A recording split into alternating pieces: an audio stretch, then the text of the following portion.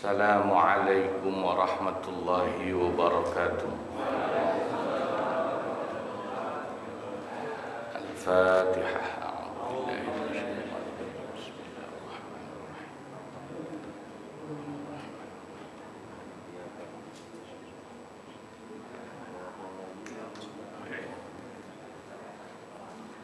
Bismillahirrahmanirrahim. Alhamdulillahi rabbil alamin. Wassalatu wassalamu ala sayyidina Muhammadin wa ala alihi wa sahbihi ajma'in, amma ba'd. Al-mukarramun wal mukarramat, jamaah yang dimuliakan Allah, bil khusus Bapak Kiai Haji Muhammad Misjan, Bapak Kiai Haji Abdul Hamid Mustafa, Bapak Kiai Haji Ahmad Habibi, Bapak Ustadz Haji Muhammad Basra'in, Bapak Ustadz Haji Muhammad Tahir, juga pengurus Masjid Darussalam, Bapak Ustadz Haji Roy. Mudah-mudahan semua dicatat sebagai ahli surganya Allah. Alhamdulillah, pada pagi hari yang mubarakah ini kita kembali hadir untuk ta'lim rutin. Semoga diberi sehatul afiyah dan panjang umur, ditambahkan barokah dan istiqamahnya oleh Allah. Kita lanjutkan ngaji kitab Fathul Mu'in halaman 100 yang bawah ya. Bismillahirrahmanirrahim. Wa alla yatarattaba ala ijabatihi khalwatun muharramah. Dan hendaknya untuk menghadiri undangan walimah itu tidak terdapat khalwah yang diharamkan. Syaratnya menghadiri walimah atau resepsi pernikahan itu tidak terdapat khalwah yang diharamkan. Khalwah itu berduaan antara laki-laki dan perempuan yang bukan mahramnya. Kalau itu kan enggak boleh. Fal mar'ah tujibuhal mar'ah. Maka kalau yang ngundang, yang punya hajat itu perempuan, harusnya yang menghadiri juga perempuan. In azina zawjuha aw sayyiduha, kalau diizinkan oleh suaminya atau tuannya. Lar rajulu, bukan laki-laki. Yang ngundang perempuan, yang datang enggak boleh laki-laki, harus perempuan juga. Illa in kana hunaka mani'u khalwatin muharramah, kecuali kalau di tempat itu ada yang bisa menghilangkan atau mencegah terjadinya khalwah, berduaan itu, laki perempuan itu yang diharamkan itu. Kamahramin laha aulahu awimra'atin.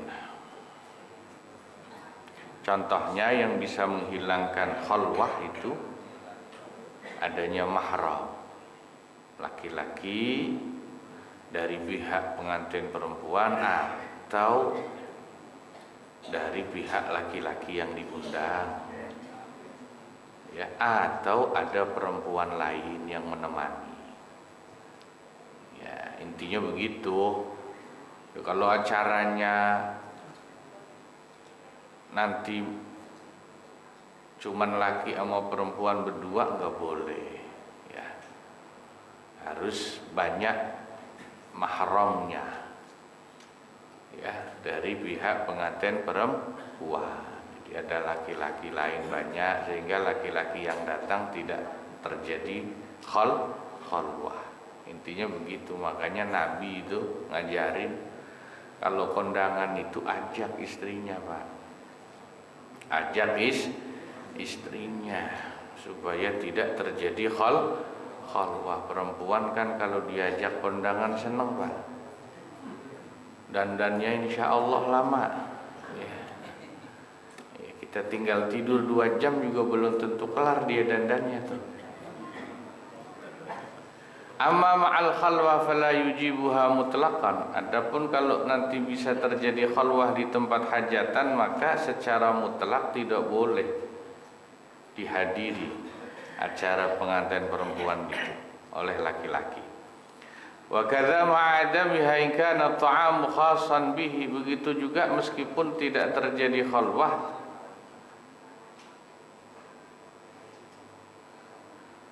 tapi kalau misalnya makanan itu disiapkan khusus untuk laki-laki yang diundang itu, contohnya ka'anjalasat bibaitin, si pengantin perempuan duduk di rumah satu tempat, wa ba'asat lahu ta'ama ila baitin akhar min dariha, si laki-laki yang diundang duduk di luar misalnya, tapi dikirimkan makanan yang khusus istimewa dari rumah si perempuan itu, khaufal fitnah, karena itu takut menimbulkan fitnah, itu juga diharamkan untuk dihadiri. Misalnya tuh begini, ini ada perempuan nikah tapi dia masih punya mantan pacar gitu loh, dan dia masih demen sama mantan pacarnya diundang, dia masih ada perasaan cinta sama mantan pacarnya, sehingga dia siapkan makanan khusus kepada mantan pacar yang diundang itu khaufal fitnah, itu bisa menimbulkan fitnah, dugaan yang enggak benar,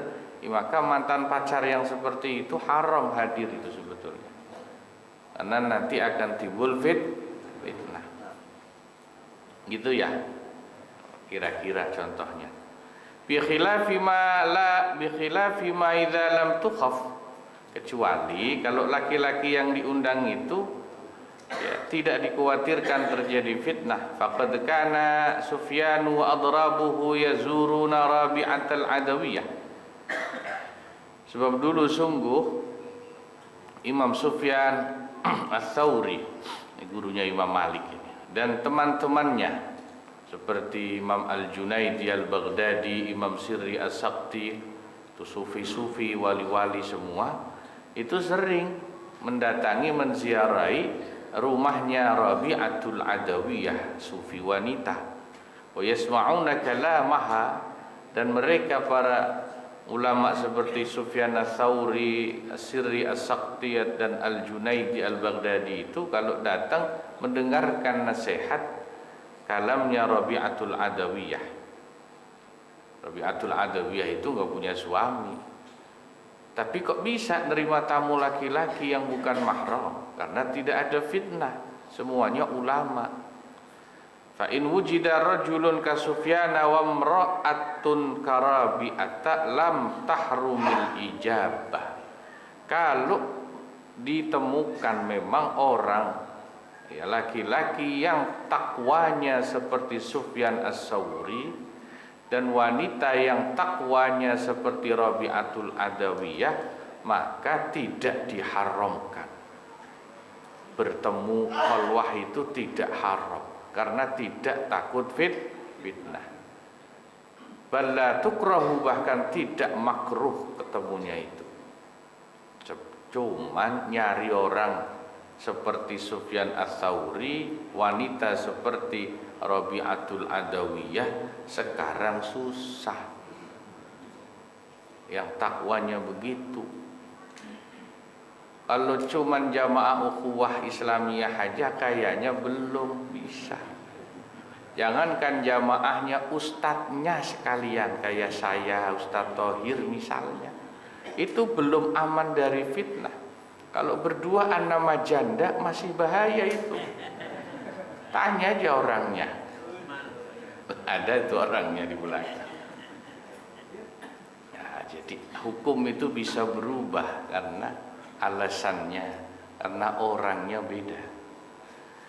Ya Allah, wa alla yud'a li nahwi khaufi. Nah, sampai sini dulu ya, saya pengen ngomongin soal penjarahan dikit lah.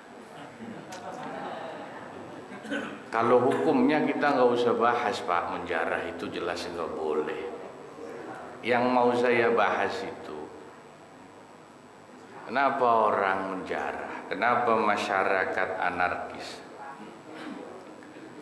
Di dalam kitab Ahkamus Sultaniyah karya Imam Al-Mawardi itu dikatakan, An-nasu ala dini mulukihim, manusia itu, rakyat itu, masyarakat itu, agamanya, bagus dan tidaknya kelakuannya, akhlak dan perbuatannya tergantung para pemimpinnya.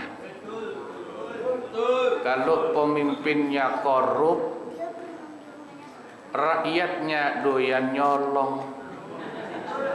Itu rumus dari zaman dulu. Ya jadi jangan cuma salahin rakyatnya. Kalau pemimpin dan pejabatnya melindungi judi online, rakyatnya jadi tukang judi selok. Karena rakyat itu akhlaknya ngikutin yang di atas. An-nasu ala dini mulukihim. Jadi sebetulnya ini salah dua-duanya. Yang di atas pemimpin dan pejabatnya zalim, korup, licik, ditambah rakyatnya bodoh-bodoh. Inilah masalah terbesar bangsa kita. Bagaimana enggak bodoh rakyatnya, dikasih sembako aja dipilih. Kan goblok rakyat. Ya, rakyat itu ya saya sampean itu. Cuman kasih sembako dipilih. Ya begitu. Ini dua masalah terbesar. Pemimpinnya sudah korup, zalim, rakyatnya bodoh. Makanya jangan sampai dipelihara kebodohan ini. Ngaji bertahun-tahun harus cerdas, ya. Ke depan ya harus tahulah, ya. Jangan gampang dibohongi, ya.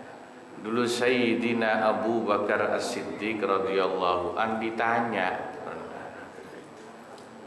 bagaimana umat ini bisa tetap menjaga ala hadzal amri salih, urusan agama yang baik ini?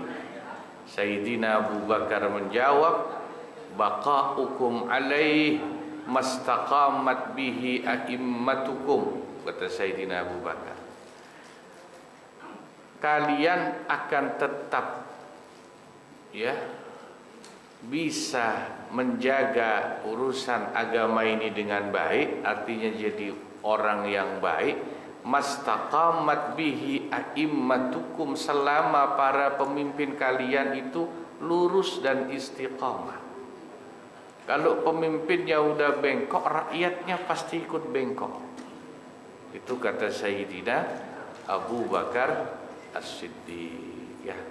Nah, ini barangkali sedikit ya ngingetin kita bersama kondisi yang terkini. Ya, tapi moga-moga ini manfaat. Ya Allah, segera berikan hidayah kita semuanya. Ya, berikan jalan keluar yang paling baik, paling maslahah, paling barokah untuk bangsa kita. Terima kasih. Kurang lebihnya mohon maaf. Assalamualaikum warahmatullahi wabarakatuh.